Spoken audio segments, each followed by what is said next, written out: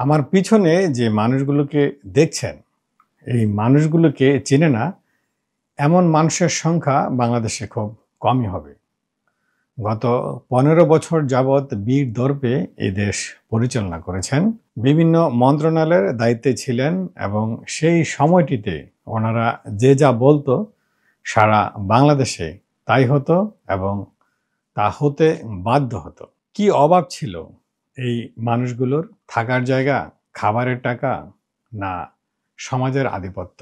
কোনোটারই অভাব ছিল না তাদের। তবুও কেন এই ক্ষমতার পালাবদলের পরে কাউকে দেশ ছেড়ে চলে যেতে হলো এবং যারা দেশ ছাড়তে পারেনি তারা এখনো হয়তো কিছু লুকিয়ে আছে এবং যারা লুকিয়ে থাকতে পারেনি তারা আইনশৃঙ্খলা বাহিনীর হাতে ধরা পড়েছে এবং একের পর এক বিভিন্ন মামলায় তারা রিমান্ডে যাচ্ছে অথবা জেলের ঘানি টানছে। কেউ আবার এই জেল থেকে স্বাভাবিক জীবনে ফিরে আসার আকুতি মিনতি করছে, এমনটাও আদালতে আমরা শুনতে পেয়েছি। যে প্রসঙ্গ নিয়ে এই কথা বলা সেটি হলো যে তাদের জীবনে কোনো কিছুরই অভাব ছিল না। না অভাব ছিল থাকার, না অভাব ছিল খাওয়ার, না অভাব ছিল সমাজে আধিপত্য বিস্তার করার। তবুও কেন এমনটা হলো? আমরা বাংলাদেশের মানুষজন রাজনীতিবিদ এবং সমাজসেবার সংজ্ঞা হয়তো ভুলতে বসেছি। যদি আমরা সমাজের একজন প্রকৃত সেবক হয়ে থাকি অথবা প্রকৃত রাজনীতিবিদ হয়ে থাকি, তাহলে ক্ষমতার পালাবদলে তো এমনটি হওয়ার কথা নয় যে আমাকে দেশ ছেড়ে পালিয়ে যেতে হবে অথবা সমাজ থেকে লুকিয়ে থাকতে হবে। এমনটি হওয়ার কারণ কি? আমরা ধরে নিতে পারি আওয়ামী লীগের শাসন আমলের গত ১৫ বছরে প্রথম ২০০৯ সালে নির্বাচনে আওয়ামী লীগ বিপুল ভোটে জনগণের রায় নিয়ে সরকার গঠন করে। তারপর ২০১৪, ২০১৯ এবং ২০২৪ এই তিনটি নির্বাচন একেবারেই বিতর্কিত এবং বলা চলে দিনের ভোট রাতে করে অবৈধভাবে সাংসদ নির্বাচিত হয়ে গত ১০টি বছর তারা দেশ চালিয়েছে। সেই দেশ পরিচালনা করতে না ছিল জনগণের ম্যান্ডেট, না ছিল বিরোধী দলের পার্টিসিপেট, না ছিল আন্তর্জাতিকভাবেও কোনো সাপোর্ট। তবে একেবারেই ছিল না তা নয়, একটি দেশের অভ্যন্তরীণ ব্যাপার নিয়ে হয়তো আন্তর্জাতিক মহল ওইভাবে হস্তক্ষেপ করতে পারে না বলেই কারো কারো কূটনৈতিক সম্পর্ক বজায় রাখার জন্য হলেও সম্পর্ক রাখতে হয়। যাই হোক, দেশের জনগণ, দেশের মানুষ জানে যে গত তিনটি নির্বাচন আসলে কিভাবে হয়েছিল। তো প্রশ্ন হচ্ছে, কেন এইভাবে বিতর্কিতভাবে নির্বাচিত হয়ে কেন সংসদে যেতে হবে, কেন দেশ পরিচালনা করতে হবে? গত ৫৩ বছরে এদেশের সাধারণ মানুষের যে মৌলিক চাহিদা, সেই মৌলিক চাহিদা কি পূরণ করতে পেরেছে এদেশের রাজনীতিবিদরা অথবা গত ৫৩ বছরে যারা দেশ পরিচালনা করেছে? বারংবার শুধু একটি কথাই আপনি শুনবেন যে এদেশের মানুষের ভোটের অধিকার রক্ষা করতে চায় রাজনীতিবিদরা। এর বাহিরে এদেশের সাধারণ মানুষের যে আরো মৌলিক কিছু চাহিদা যে রাষ্ট্র তাদেরকে দিতে বাধ্য, সে ব্যাপারে কিন্তু কোনো আলোচনা কখনোই হয় না। শুধু আলোচনা একটাই, এদেশের মানুষের ভোটের অধিকার তারা রক্ষা করতে চায় এবং ভোটের অধিকার রক্ষা হলেই নাকি এদেশে সব কিছু হয়ে যাবে, সব সমস্যার দূর হয়ে যাবে।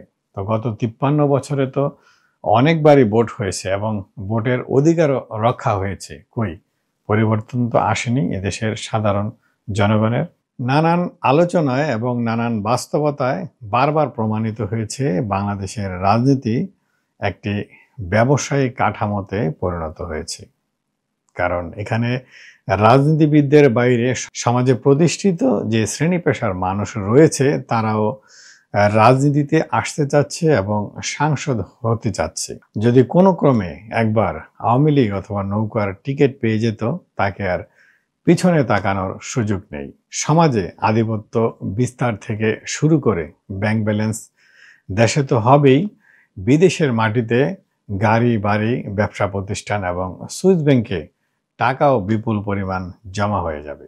গত 10 বছরের বাস্তবতা এমনটাই বলছে। সুইস ব্যাংক থেকে নানান সময় প্রতিবেদনে উঠে এসেছে বাংলাদেশ থেকে লক্ষ লক্ষ কোটি টাকা জমা পড়েছে সুইস ব্যাংকে।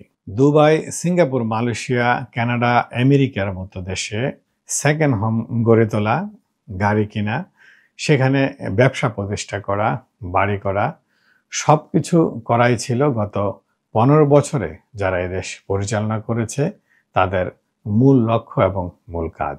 এই সমস্ত কাজগুলো ক্ষমতায় থাকাকালীন সময়ে কিছুটা আলোচনায় এলেও যেহেতু আওয়ামী লীগ গত 15 বছর ধরে ক্ষমতায় ছিল সেহেতু তেমন কোনো সরব হয়ে উঠতে পারেনি এসব আলোচনা। ক্ষমতা চলে যাওয়ার পর যখন বর্তমান অন্তর্বর্তী সরকার এই বিষয়গুলো নিয়ে তদন্ত করছে তখন একের পর এক বেরিয়ে আসছে নানান চাঞ্চল্যকর তথ্য।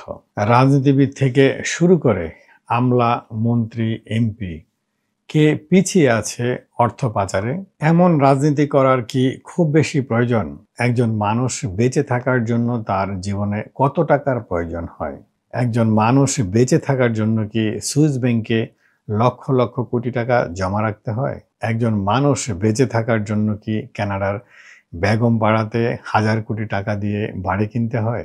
গত 53 বছর ধরে বাংলাদেশের সাধারণ মানুষকে ঠকিয়ে এদেশের অসাধু রাজনীতিবিদ এবং অসাধু ব্যবসায়ীরা তাই করেছে। আমাদের আরও বেশি সতর্ক হতে হবে ভবিষ্যতে আমরা কাদের সংসদে পাঠাবো। আগামীতে যারা সংসদে আসবে অথবা আসতে চায় তারা কি পারবে লেজুর ভিত্তিক রাজনীতি বন্ধ করতে?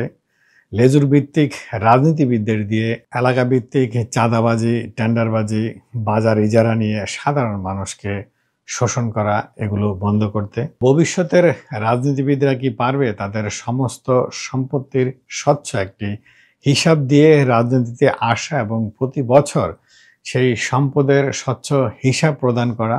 আমরা গত 10 বছরে দেখেছি প্রত্যেকটি মন্ত্রী, এমপির প্রত্যেক বছর পার হতে না হতেই তাদের সম্পদ বেড়ে যেত 100 থেকে 1000 গুণ। একজন মানুষের সম্পদ এক বছরে 100 থেকে 1000 গুণ কিভাবে বেড়ে যায় তা আমাদের বোধগম্য নয়, কিন্তু বাস্তবতা এটাই এবং বেড়েছে, এটাই সত্যি কথা। সবাই মিলে আমাদের এই ধরনের রাজনীতিবিদদের প্রত্যাখ্যান করে স্বচ্ছ, সুন্দর, প্রকৃত সমাজসেবক হিসেবে যারা সমাজে কাজ করতে চায় তাদেরকেই গ্রহণ করতে হবে রাজনীতিবিদ হিসেবে। সেই প্রত্যাশায় প্রান্তিক আলোচনা আজ এ পর্যন্ত। ভালো থাকবেন।